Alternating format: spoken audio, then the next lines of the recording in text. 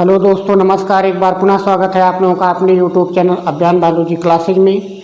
आज हम लोग देखने वाले हैं टेरिडोफाइटा का तीसरा पार्ट। यहाँ से काफ़ी क्वेश्चन बनते हैं और तीसरे पार्ट में हम लोग पढ़ेंगे टेरिडोफाइटा का क्लासिफिकेशन। तो यहाँ पर देखिए, एक साइंटिस्ट थे स्मिथ ने टेरिडोफाइटा को 4 डिवीज़न में बांटा है। स्मिथ ये साइंटिस्ट हैं, इन्होंने टेरिडोफाइटा को 4 डिवीज़न में बांटा है। पहला डिवीज़न है साइलोफाइटा। साइलोफाइटा के अंदर सभी ओल्डेस्ट टेरिडोफाइट रखे गए हैं। बिल्कुल आद्य प्रकार के जो टेरिडोफाइट्स हैं वो साइलोफाइटा में रखे गए हैं। साइलोफाइटा के ज़्यादातर स्पीसीज फॉसिल्स हो चुके हैं, मतलब जीवाश्म के रूप में ही मिलते हैं। उसमें से केवल 2 प्रजातियां जीवित हैं, एक है साइलोटम और दूसरा है इमीसेप्टेरिस। तो यहाँ से क्वेश्चन काफ़ी बनता है, पूछा जाता है कई बार कि इनमें से कौन सा एक लिविंग प्लांट है, तो इसका जवाब हो जाएगा साइलोटम। जबकि जो राइनिया है, राइनिया एक फॉसिल प्लांट है, अर्थात अब राइनिया नहीं पाई जाती है, केवल इसका जीवाश्म ही मौजूद है। साइलोफाइटा के अंतर्गत जो टेरिडोफाइट रखे गए हैं उनमें रूट एब्सेंट होती है, जड़ नहीं पाया जाता है। जड़ के स्थान पर राइजोइड मौजूद होता है। इसमें पत्तियों का भी अभाव होता है। इसके शीर्ष भाग पर इस पोरों का एक बीजाणुधानी पाई जाती है, बीजाणुओं का गुच्छा पाया जाता है जो कि बीजाणुधानी का निर्माण करती है। और इनमें जो बीजाणु बनते हैं वो होमोस्पोरस होते हैं। तो इस प्रकार से यहाँ पर साइलोफाइटा का जो सबसे मेन कैरेक्टर है कि सबसे ओल्डेस्ट टेरिडोफाइट इसमें रखे गए हैं। इनमें पत्तियों का अभाव होता है और जड़ों का अभाव होता है, केवल तना होता है और नीचे जड़ के स्थान पर राइजोइड मौजूद होते हैं। होमोस्पोरस नेचर के होते हैं। फॉसिल प्लांट में राइनिया आता है, पूछा जाता है कि इनमें से कौन सा एक फॉसिल प्लांट है, तो हो जाएगा राइनिया। और पूछा जाएगा कि इनमें से कौन सा एक लिविंग प्लांट है, तो इसका हो जाएगा साइलोटम। तो ये दोनों यहाँ से क्वेश्चन बनते हैं। इसके बाद दूसरा डिवीज़न है लाइकोफाइटा। लाइकोफाइटा के अंतर्गत जो प्लांट रखे गए हैं उन्हें साधारण तौर पर क्लब मास या स्पाइक मास के नाम से जाना जाता है। इसमें जो प्लांट हैं वो जड़, तना और पत्ती में विभेदित होते हैं, मतलब इनमें रूट, स्टेम और लीव्स तीनों ही संरचनाएं मौजूद होती हैं। पत्तियां माइक्रोफिलस होती हैं। माइक्रोफिलस का मतलब है कि बहुत ही छोटी छोटी पत्तियां इनमें पाई जाती हैं। इस तरीके से आप देखेंगे तो इस तरीके से इनमें पत्तियां मौजूद होती हैं, बहुत ही स्मॉल लीव्स पाई जाती हैं। तो इसी कंडीशन को माइक्रोफिलस कहा जाता है। यहाँ पर देखिए लिखा है कि मोस्ट प्लांट बियर कोन। ज़्यादातर पौधों में कोन पाया जाता है, जिसे आप स्ट्रोबिलस के नाम से भी जानते हैं। साधारण तौर पर होमोस्पोरस होते हैं, जैसे लाइकोपोडियम, लेकिन इसी के अंतर्गत आने वाला सिलेजिनेला ये हेट्रोस्पोरस है। तो ये मोस्ट इम्पॉर्टेंट हो जाता है। क्वेश्चन पूछा जाता है कि इनमें से कौन सा ऐसा प्लांट है जो हेट्रोस्पोरस है। विकल्प 4 दिए जाते हैं, तो उसमें ज़्यादातर सिलेजिनेला या तो रहेगा या फिर मार्सिलिया रहेगा। तो सिलेजिनेला और मार्सिलिया, यहाँ से देखिए हेट्रोस्पोरस है मार्सिलिया, तो ये दोनों विशेष तौर पर आप ध्यान रखिएगा, ये हेट्रोस्पोरस होते हैं। इसके बाद तीसरा डिवीज़न है आर्थ्रोफाइटा या स्फिनोफाइटा। आर्थ्रो का मतलब होता है, जैसे आप आर्थ्रोपोडा पढ़ते हैं तो वहाँ पर जॉइंटेड लेग या हैंड्स मौजूद होते हैं। तो यहाँ पर भी आर्थ्रो का मतलब है कि इनमें जॉइंट पाया जाता है, गांठें मौजूद होती हैं और उसी जॉइंट के पोजीशन पर इसमें पत्तियाँ एक हर्ल बनाते हुए, एक ग्रुप बनाते हुए पाई जाती हैं। तो वही यहाँ पे लिखा है कि पत्तियां स्मॉल होती हैं और नोड्स पर पत्तियां अरेंज होती हैं। इनकी जो कोशिका भित्ति होती है, सेल वॉल होती है, उसमें सिलिका के कण पाए जाते हैं। तो ये क्वेश्चन यहाँ से मोस्ट इम्पॉर्टेंट है। पूछा जाता है कि इनमें से कौन सा ऐसा प्लांट है जिसकी कोशिका भित्ति में सिलिका मौजूद होती है। तो इसका जवाब हो जाता है इक्विसिटम। इसके बाद चौथा डिवीजन है फिलकोफाइटा। तो फिलकोफाइटा में जो पत्तियां होती हैं वो फैन लाइक मतलब पंखे के आकार की पत्तियां हो जाती हैं। इसमें भी दो प्रजातियां होती हैं, होमोस्पोरस जिसमें ड्रायोप्टेरिस और टेरिस आता है, हेट्रोस्पोरस जिसमें हमारा मार्सिलिया आ जाता है। तो मार्सिलिया और सिलेजिनेला इन दोनों को आप किसी भी ट्रिक से याद कर लीजिए कि ये हेट्रोस्पोरस होते हैं। बाकी साधारण तौर पर जो कॉमन टेडोफाइट है वो होमोस्पोरस होते हैं। तो क्वेश्चन यहाँ से आपका गलत नहीं होगा। तो यहाँ से जो क्वेश्चन बन सकते थे, पहला क्वेश्चन तो पूछा जाता राइनिया से कि इनमें से कौन सा एक फासिल प्लांट है, तो एग्जाम्पल राइनिया हो जाएगा। कौन सा एक लिविंग प्लांट है, तो ये साइलोटम हो जाएगा।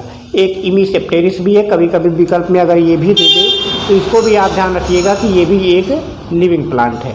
इसके बाद लाइकोफाइटा में से क्वेश्चन जो बनता है, इसमें सिलेजिनेला बनता है कि इसमें से कौन सा हेट्रोस्पोरस है, तो वो सिलेजिनेला होता है। इसके बाद यहाँ से पूछा जाता है इक्विसिटम से कि इनमें से कौन सा ऐसा प्लांट है जिनमें नोड्स पाए जाते हैं, तो इसका भी जवाब इक्विसिटम होगा। या किसकी सेल वॉल में सिलिका मौजूद होते हैं, तो इसका भी जवाब यहाँ से इक्विसिटम होगा। इसके बाद फिलकोफाइटा या टेरोफाइटा आता है। इसमें होमोस्पोरस होता है ड्रायोप्टेरिस और टेरिस, और हेट्रोस्पोरस होता है मार्सिलिया। इनका खास कैरेक्टर है कि जो पत्तियाँ होती हैं वो पंख के आकार का या पंखे के आकार की होती हैं। इसके बाद देखिए इनमें जो रिप्रोडक्शन है, साधारण रिप्रोडक्शन, एंथ्रीडिया, आर्चिगोनिया, ये सब तो बनता ही है, जैसे ब्रायोफाइटा में बनता था वैसे यहाँ पर भी एंथ्रीडिया, आर्चिगोनिया ये सब बनते हैं। लेकिन सेक्सुअल रिप्रोडक्शन से इतर इसमें कुछ विशेष प्रकार का रिप्रोडक्शन भी हमें देखने को मिलता है जो कि साधारण रिप्रोडक्शन नहीं होता है। इसमें पहला है एपोगैमी। बहुत पूछा जाता है कि एपोगैमी क्या होता है, और यहाँ से देखिए एपोस्पोरी क्या होता है। तो ये दोनों पॉइंट को ध्यान रखिएगा। एपोगैमी और एपोस्पोरी जब क्वेश्चन में आता है तो काफ़ी कंफ्यूजन क्रिएट करता है कि कौन सी प्रक्रिया एपोगैमी होती है और कौन सी प्रक्रिया एपोस्पोरी होती है। तो यहाँ पर देखिए एपोगैमी का मतलब होता है, लिखा है कि the development of A sporophyte directly from the gametophyte. ठीक, तो यहाँ पर देखिए जो लास्ट में होगा उसी से उसके अपोजिट वाला बनेगा। जैसे एपोगैमी में गैमेटोफाइट है, इसका मतलब गैमेटोफाइट नहीं बनेगा बल्कि गैमेटोफाइट से बनेगा। तो गैमेटोफाइट से बनेगा तो क्या बनेगा, स्पोरोफाइट बनेगा। और वही कंडीशन यहाँ एपोस्पोरी में है। लास्ट में यहाँ स्पोरी मतलब स्पोरोफाइट, तो यहाँ क्या बनेगा, स्पोरोफाइट से गैमेटोफाइट बनेगा। तो यही क्वेश्चन यहाँ पर थोड़ा सा कंफ्यूजन क्रिएट करता है। अगर कॉन्सेप्ट जिनका ढंग से नहीं क्लियर होता है तो फिर यहाँ पर एपोगैमी और एपोस्पोरी में कंफ्यूजन बन जाता है। तो यहाँ पर देखिए लिखा है कि गैमेटोफाइट से स्पोरोफाइट अगर बनता है तो उसे हम एपोगैमी कहेंगे, और स्पोरोफाइट से अगर गैमेटोफाइट बनता है तो उस कंडीशन को हम एपोस्पोरी कहेंगे। तो पहले हम लोग एपोगैमी देख लेते हैं। वही यहाँ पर लिखा है कि the development of A sporophyte directly from the gametophyte, मतलब यहाँ पर स्पोरोफाइट पर कोई स्पोर वगैरह नहीं बनता है। स्पोरोफाइट की कोई वेजिटेटिव पार्ट ही डायरेक्ट डेवलप करके एक गैमेटोफाइट प्लांट बना लेता है। तो इस प्रक्रिया को कहते हैं एपोगैमी। तो यहाँ पर जाहिर सी बात है कि अगर इनका निर्माण गैमेटोफाइट से हो रहा है तो वो हेप्लाइड होंगे, क्योंकि गैमेटोफाइट प्लांट हेप्लाइड ही होता है। तो अगर उसी के वेजिटेटिव रिप्रोडक्शन से ही यहाँ पर बन रहा है स्पोरोफाइट, तो ऐसा स्पोरोफाइट कैसा होगा, हेप्लाइड होगा। तो यहीं से क्वेश्चन बनता है, पूछा जाएगा कि एपोगैमी से बना हुआ प्लांट कैसा होगा। तो जाहिर सी बात है वो हेप्लाइड होगा, क्योंकि यहाँ पर कोई स्पोर फार्मेशन वगैरह नहीं होता है। यहाँ से क्वेश्चन ये भी पूछा जाता है कि एपोगैमी की खोज किसने किया था, तो लिखा है apogamy was first reported by Farlow, एक साइंटिस्ट थे फार्लो, इनके द्वारा 1874 ईस्वी में एपोगैमी की सबसे पहले खोज की गई थी। और किस प्लांट में की गई थी, तो वो प्लांट था टेरिस क्रिटिका। टेरिस क्रिटिका प्लांट में एपोगैमी की खोज सबसे पहले फार्लो नामक साइंटिस्ट ने 1874 ईस्वी में किया था। लेकिन एपोगैमी टर्म का यूज, एपोगैमी शब्द का यूज सबसे पहले डी बैरी नामक साइंटिस्ट ने 1878 ईस्वी में किया था। मतलब खोज के 4 साल के बाद एपोगैमी शब्द दिया था डी बैरी ने 1878 में। तो यहाँ फार्लो ने खोज किया था किस प्लांट में, टेरिस क्रिटिका प्लांट में। और एपोगैमी नाम किसने दिया था, तो डी बैरी ने 1878 ईस्वी में। इसके बाद यहाँ पर देख लेते हैं कुछ एग्जाम्पल जिनमें एपोगैमी पाई जाती है। तो apogamy is very common in Pteris, Dryopteris, Adiantum, Osmunda. तो ये जो प्लांट हैं ज़्यादातर इनमें से सभी होमोस्पोरस वाले हैं। तो इनमें हमें देखने को मिलता है एपोगैमी। तो उम्मीद है कि एपोगैमी आपको समझ में आ गया होगा कि गैमेटोफाइट से स्पोरोफाइट बनने की प्रक्रिया को एपोगैमी कहते हैं। इसकी खोज सबसे पहले फार्लो नामक साइंटिस्ट ने 1874 ईस्वी में किया था। और डी बैरी ने सबसे पहले एपोगैमी टर्म का यूज किया था। एग्जाम्पल है टेरिस, ड्रायोप्टेरिस, एडियंटम और आसमुंडा। तो ये सब प्लांट है जिनमें एपोगैमी देखने को मिलता है। इसके बाद अब हम लोग देख लेते हैं एपोस्पोरी क्या है। तो हमने पहले बता दिया कि लास्ट वाला शब्द हम पकड़ेंगे और उसी से उसका अपोजिट वाला बना देंगे। तो स्पोरी है यहाँ पर, तो स्पोरी से हमें मिल जाएगा स्पोरोफाइट। तो स्पोरोफाइट से हमें क्या बनाना है, गैमेटोफाइट। तो वही यहाँ पे लिखा है कि the development of A gametophyte from the vegetative part of A sporophyte. मतलब स्पोरोफाइट के ही किसी वेजिटेटिव पार्ट से डायरेक्ट यहाँ पर गैमेटोफाइट प्लांट बन जाता है, बिना किसी मेयोसिस डिवीजन के, बिना किसी स्पोर फॉर्मेशन के। तो इस प्रक्रिया को हम कहते हैं एपोस्पोरी। तो जाहिर सी बात है कि अगर इस गैमेटोफाइट का निर्माण डायरेक्ट स्पोरोफाइट की वेजिटेटिव पार्ट से हो रहा है तो ऐसा गैमेटोफाइट डिप्लॉयड नेचर का होगा। जबकि आपने पढ़ा है कि जो गैमेटोफाइट होता है वो हैप्लॉयड होता है। लेकिन ये गैमेटोफाइट चूँकि नॉर्मल प्रक्रिया से नहीं बना हुआ है, बल्कि ये एबनॉर्मल प्रक्रिया से डायरेक्ट स्पोरोफाइट से इसका विकास हुआ है, इसलिए ऐसा जो गैमेटोफाइट होगा वो नेचर में डिप्लॉयड होगा। तो यहीं से क्वेश्चन बनता है, बिल्कुल सेम उसकी तरह अपोजिट हो जाएगा एपोगैमी की तरह। Apospory was first reported bye Drury, एक साइंटिस्ट थे ड्रूरी, 1884 ईस्वी में। 74 में खोजा गया एपोगैमी और 74-10-84 10 साल के बाद यहाँ पर एपोस्पोरी की खोज किया ड्रूरी नामक साइंटिस्ट ने। किसमें किया था, तो उस फर्न का नाम था एथाइरियम फिलिक्स फेमिना। एथाइरियम फिलिक्स फेमिना, इसी फर्न में सबसे पहले एपोस्पोरी की खोज किया ड्रूरी नामक साइंटिस्ट ने 1884 ईस्वी में। इसके बाद यहाँ पर देखिए ढेर सारे इसके एग्जाम्पल हैं जिनमें आपका टेरिडियम आता है। टेरिडियम की कौन सी प्रजाति, एक्विलिनम। टेरिडियम एक्विलिनम आता है, एस्प्लेनियम आता है, ट्राइकोमेंस आता है। इन सब में हमें देखने को मिलता है एपोस्पोरी। इसके बाद हमारा तीसरा टर्म है एपोमिक्सिस। एपोमिक्सिस क्या है, तो लिखा है formation of seed without fertilization. मतलब यहाँ पर सीड तो बनता नहीं है, केवल कुछ ही प्लांट है जो कि सीड हैबिटाट दिखाते हैं।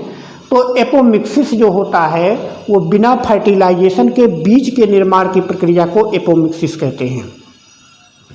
तो यहाँ पर जो एपोमिक्सिस टर्म सबसे पहले दिया था वे विंकलर नामक साइंटिस्ट थे 1908 ईस्वी में। इसी एपोमिक्सिस के अंतर्गत एक प्रक्रिया है पार्थेनोजेनेसिस। तो पार्थेनोजेनेसिस और पार्थेनोकार्पी दोनों टर्म आप लोगों ने पढ़ा होगा।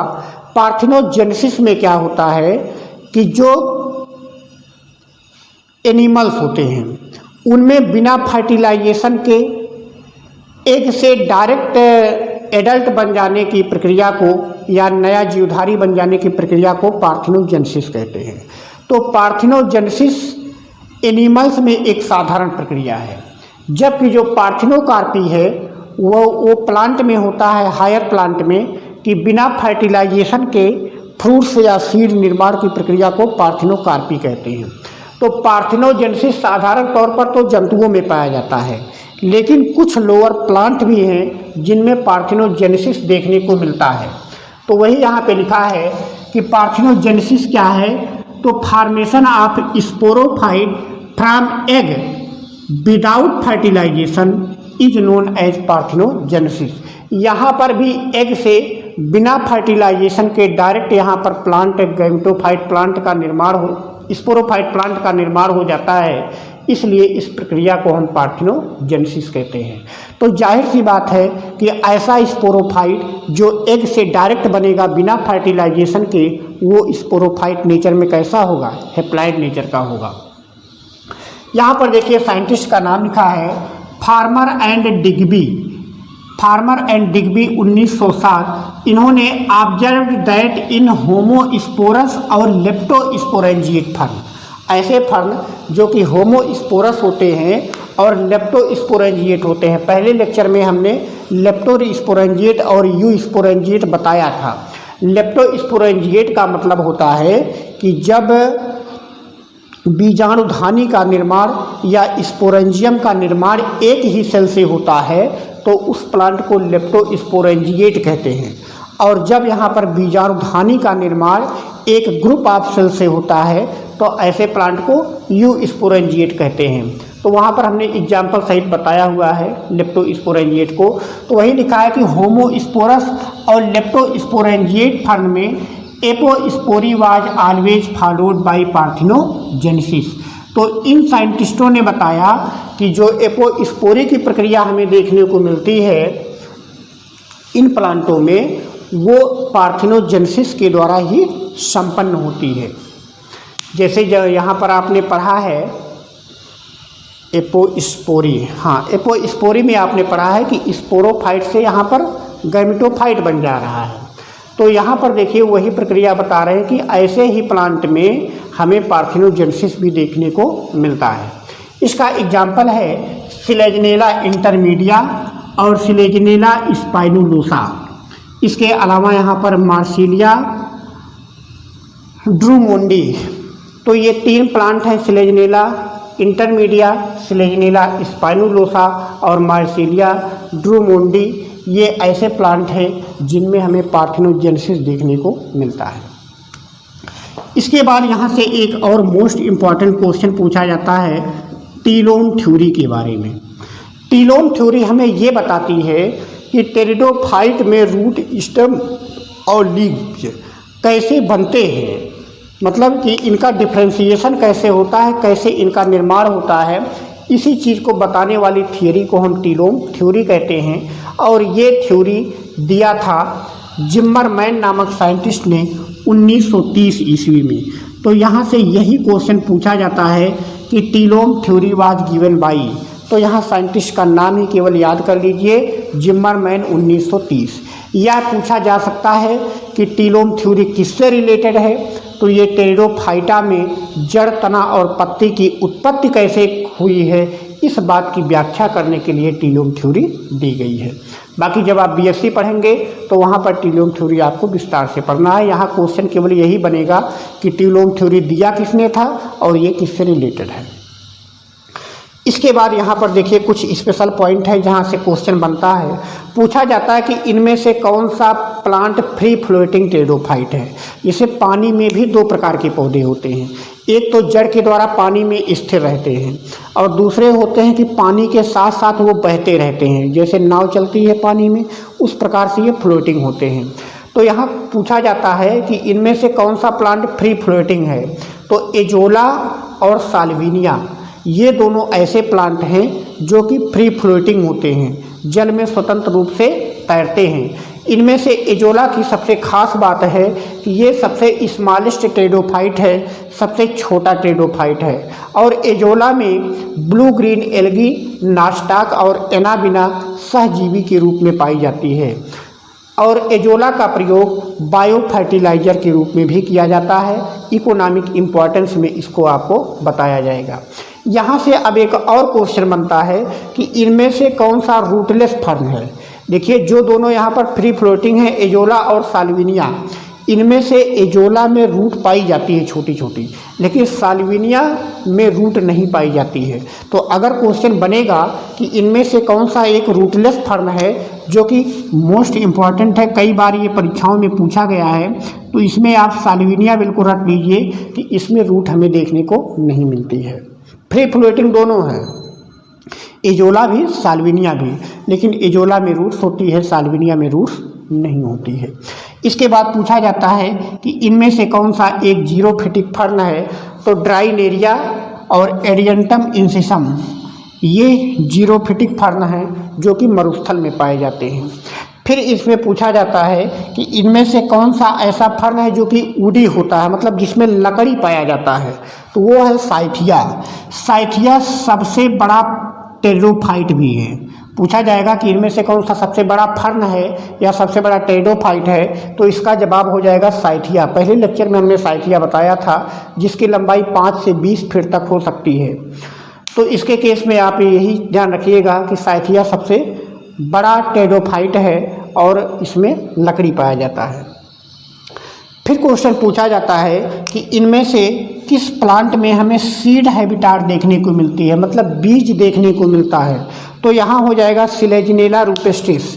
अगर यहाँ पर प्रजाति नहीं दिया है, केवल सिलेजिनेला दिया है, तो आप सिलेजिनेला को ही लगाएंगे, लेकिन प्रजाति भी याद रखिए सिलेजिनेला रूपेस्टिस। अगर प्रजाति देकर के फंसाएगा, क्वेश्चन ज़्यादा गहरा करेगा, तो यहाँ से आप रूपेस्टिस को याद रखिएगा।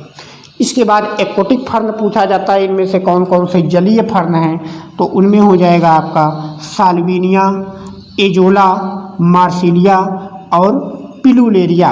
तो ये तीनों तो आप जानते होंगे, साल्विनिया, एजोला, मार्सिलिया। थोड़ा सा आप पिलुलेरिया को भी ध्यान में रखिए, ये भी क्वेश्चन में दिया जा सकता है। तो आज के लेक्चर में बस इतना ही। तब तक के लिए नमस्कार। वीडियो को ज़्यादा से ज़्यादा लाइक, सब्सक्राइब और शेयर करते रहिए। धन्यवाद।